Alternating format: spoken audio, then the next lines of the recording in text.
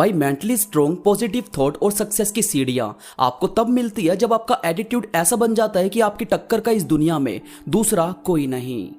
आप किसी को प्रूफ करना छोड़ देते हैं, आप किसी को यह बताना जताना छोड़ देते हैं कि आप भी कुछ हैं, बल्कि आप वो चीजें करनी शुरू कर देते हैं जो इस दुनिया की नजर में आपका चेहरा ऑटोमेटिकली ला देगी। लोग आपको अपने आप सर्च करना शुरू कर देंगे कि हाँ, अब इस शहर में कोई ऐसा बंदा आ गया है जिसकी टक्कर लेना सबके बस की बात नहीं।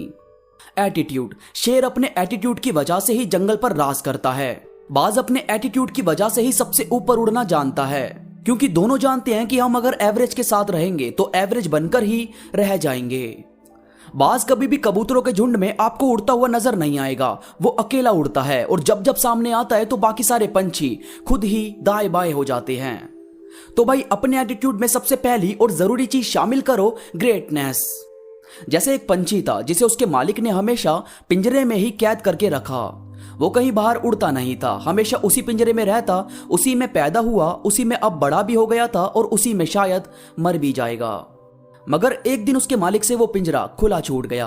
अब खुला छूटा तो काफी देर तक तो वो पंछी उसी में बैठा रहा, क्योंकि उसे मालूम ही नहीं था कि इससे बाहर भी उड़ा जा सकता है, मैं इससे बाहर निकल सकता हूं। वो तो बस उसी में रहा और बड़ा हुआ है। तो थोड़ा थोड़ा करके वो बाहर की साइड आया और हल्के से उड़ने की कोशिश की। वो हल्का सा उड़ा तो पहले तो गिर गया, फिर दोबारा उठा और जोर से उड़ने की कोशिश की। इसके बाद तेज हवा आई और उसे अपने साथ उड़ाकर ले गई। पहले तो उसे समझ ही नहीं आया कि ये कौन सी दुनिया है, ये मैं कहां निकल गया हूं, मेरा मालिक जो मुझसे इतना प्यार करता है वो मेरे बारे में क्या सोचेगा। जबकि उसे थोड़ी ना पता था कि उसका मालिक ही उसका दुश्मन है, जिसने सारी जिंदगी उसे पिंजरे में कैद रखा। वो उड़ता रहा तो भूल गया कि जाना किधर है। बहुत इधर उधर घूमा, कहीं से उसे अपना पिंजरा नहीं दिखा। फिर वो थक हार कर एक पेड़ की डाली पर बैठकर रोने लगा। अब जिस पेड़ पर वो रो रहा था उस पर बहुत सारे कबूतर अपना अपना घोंसला बनाकर रहते थे। शाम के टाइम वो अपने घोंसलों पर आए तो उन्होंने देखा कि कोई नया पंछी उनके पेड़ की डाली पर बैठकर रो रहा है। उन्होंने सबने झुंड बना लिया और उससे पूछना शुरू किया कि कौन हो, कहां से आए हो और रो क्यों रहे हो। तो उसने पूरी बात उन बाकी कबूतरों के झुंड को बता दी। अब जब ये सबने सुनी तो सारे कबूतर जोर जोर से हंसने लगे। अब बेचारा ये कंफ्यूज हो गया कि ये तो मेरा मजाक बना रहे हैं।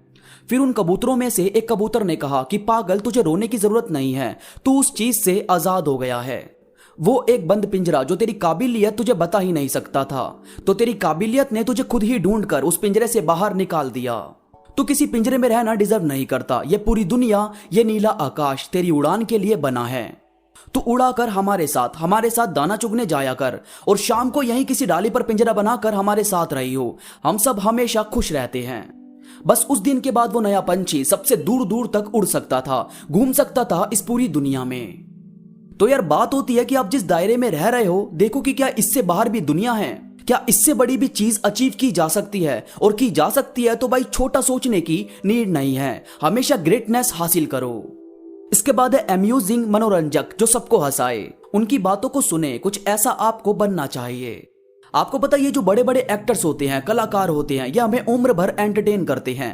अपने अभिनय से हमें हंसाते हैं, रुलाते हैं, हमारे अंदर जोश भर देते हैं और इसी वजह से हम इनसे बहुत ही ज्यादा अटैच भी हो जाते हैं। और कभी जब ये इस दुनिया को छोड़कर चले जाते हैं तो हमें काफी ज्यादा पेन होता है कि हमारा पसंदीदा कलाकार इस दुनिया से चला गया।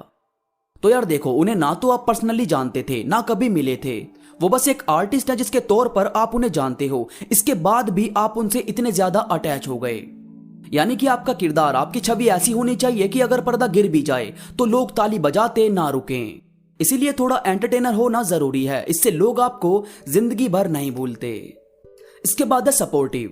आपके लिंक में कोई इंसान है या आप खुद भी हो। कभी ऐसा हुआ है कि आपको किसी ने अपने सपनों पर काम करने के लिए अप्रोच ना किया हो और वहीं एक इंसान हो जिसे आप पर बिलीव हो, तो वो इंसान हमें जिंदगी भर याद रहता है। तो बस आपको इस चीज से समझ आ गया होगा कि सपोर्टिव बनना कितना जरूरी है। इसके बाद है चैलेंजिंग। यार देखो, सिंपल चीजें तो कोई भी कर लेता है, बात तो उसकी है जो चैलेंजिंग रोल प्ले करे।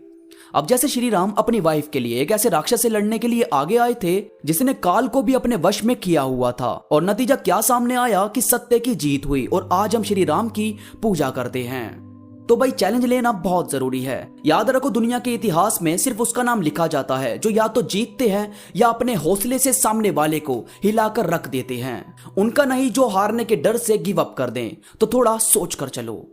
और भाई केयरिंग बनना बहुत ही ज्यादा जरूरी है। अपने लिए और अपनों के लिए केयरिंग इंसान होना ही चाहिए।